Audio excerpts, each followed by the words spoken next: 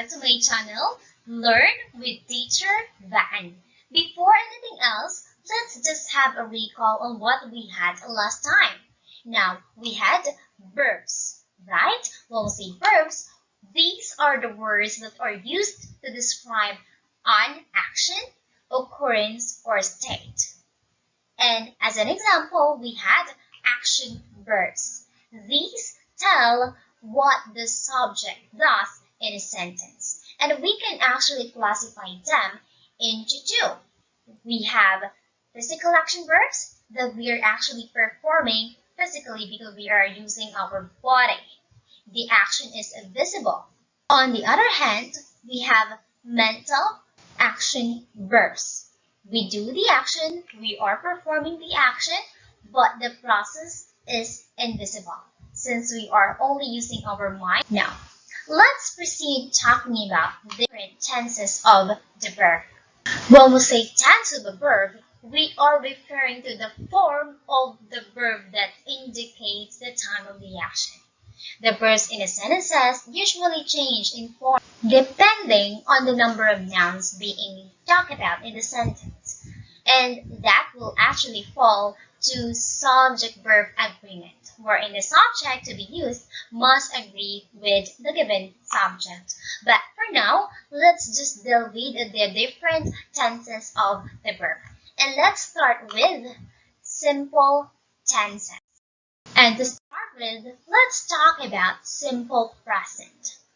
Now, how are we going to form the simple present tense of the verb?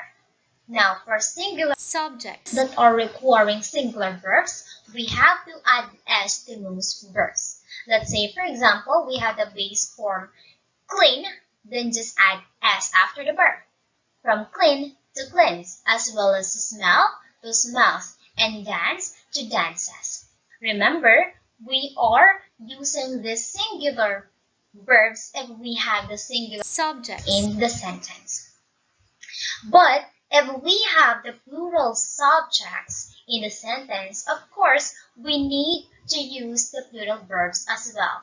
And how are we going to do that? We only need to copy the base form of the verb. Just copy. Do not change anything there. Okay? Let's say, for example, we have the base form clean, then we will not change anything. We will just copy it. From clean to clean, smell to smell, fly to fly. Remember, if we are dealing with the plural subjects in the sentence, use the plural verbs also. How are we going to write the S form of the verb? First, we have to add S to most verbs ending in a consonant. Example, Louisa reads the newspaper every morning. Now let's pick out the verb. We have reads. The verb read, which is ending in a consonant, was just added with an S. Second, we have to add ES to verbs ending in S, CH, SH, X, or Z. Example, the thief dashes away. Let's pick out the verb. We have dashes. The verb dash is ending in the letters SH. That's why adding SE is appropriate instead of adding S. Third, for a verb ending in a consonant and a Y, we have to change Y to I and then add ES. Let's say, for example, the sentence is like this. The suspect denies the change. As you would notice here, we have the verb denies. And for us to really determine if we are actually doing this in the correct way, we have to go back to the base form of the verb. Now, the base form of the verb is deny, which is ending in a consonant in the Y. So, if that's the case, we have to change the Y into I and then add ES so that we can have the verb denies. Fourth, for a verb ending in a vowel in the Y, we have to add S. Let's say, for example, the sentence is, the child plays the piano beautifully. Let's pick out the verb. We have plays. The verb play is ending in the letters AY, so we need to add S, not ES. But how will we know that we should use the simple present tense? Now, we have to remember the following. Use simple present tense when expressing habitual actions. Example, Martha always helps her parents after class. Let's pick out the verb. And we have the S form of the verb here, helps, because we have the singular subject, which is Martha. But how did we arrive at our thinking that this sentence is actually performing a habitual action? What is the clue in this sentence? Very good. So we have always, indicating habitual action. Another example, the boys play basketball every Sunday. Let's pick out the verb. We have play, which is a plural form of the verb because we have the plural subject, which is the boys. Second, use simple present tense to express general truth. Example, Luzon is the biggest island in the Philippines. Is that true? Yes, that's a fact. So we have here is, which is indicating present tense. As a singular verb because we have singular subject, which is Luzon. Another example, air occupies the space. Now, we have occupies as our singular verb because we have the singular subject air. We cannot say that air occupied the space because when we say occupied, the action is done, meaning the space was occupied with air, which means happened in the past and not anymore this time.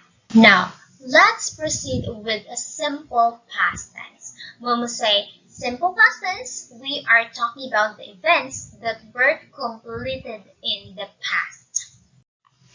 Now, in forming the simple past tense, we add ed or d to the base form of the regular verbs. Example, we have clean as the base form of the verb, then just add ed after it. And now we have cleaned.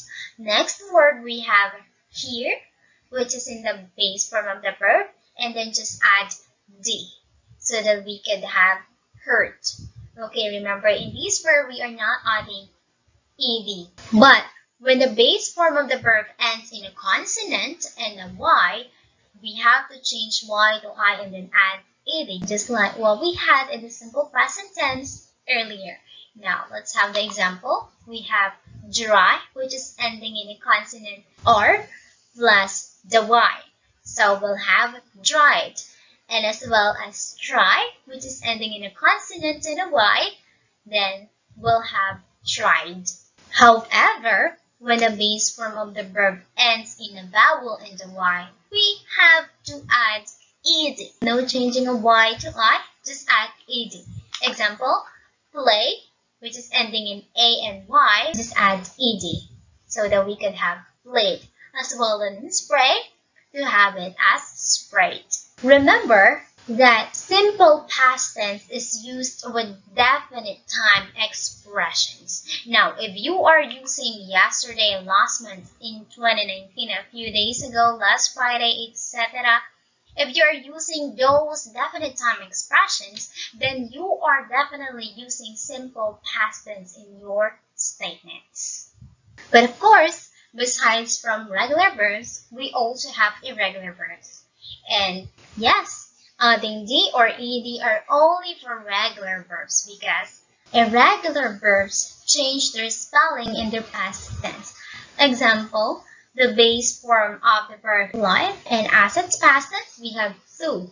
And from catch as the base form, we have caught. As you would notice, the spelling changed. And this will actually require too much of your memory to remember the past tense of those irregular verbs. I must say that memorization is real.